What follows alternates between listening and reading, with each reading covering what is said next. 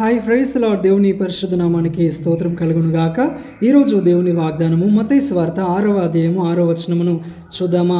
నీవు ప్రార్థన చేయనప్పుడు నీ గదిలోనికి వెళ్ళి తలుపు వేసి రహస్యమందున్న నీ తండ్రికి ప్రార్థన చేయము, అప్పుడు రహస్యమందు చూచు నీ తండ్రి నీకు ప్రతిఫలం ఇచ్చును. ఆమెన్. హల్లెలూయా. ప్రియమైన సహోదరి సహోదరుడా, మనలో చాలామంది సమూహాల్లో ఉన్నప్పుడు, గుంపులుగా ఉన్నప్పుడు ప్రార్థన చేయడానికి ఇష్టపడేవారుగా ఉంటారు. మందిరంలో ఉన్నప్పుడు ప్రార్థించేవారుగా ఉంటారు, కానీ వారు ఒంటరిగా ఉన్నప్పుడు ప్రార్థన చేయడానికి ఇష్టపడరు.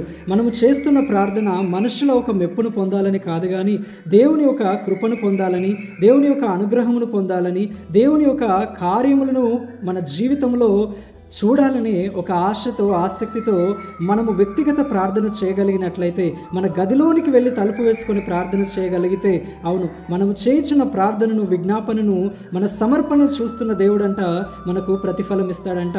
మన పితరులు వ్యక్తిగత ప్రార్థన ద్వారంగా సింహాల నోళ్లను మూశారు, అగ్ని యొక్క బలమును చల్లార్చారు, ఇంకా ఎన్నో ఘనమైన గొప్ప కార్యాలను చేశారు.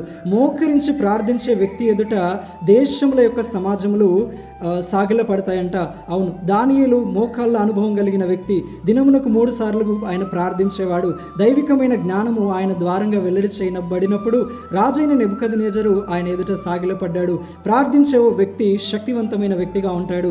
కాబట్టి మనము మనుషుల మెప్పును కాక దేవుని కృపను పొందినట్లుగా ప్రార్థన చేద్దాం. ఆయన యొద్ద నుండి ప్రతిఫలమును పొందినట్లుగా ప్రార్థిద్దాం. ప్రభువటి కృప మనందరికీ దయచేయునుగాక. ఆమేన్. Praise the Lord. May God bless you all.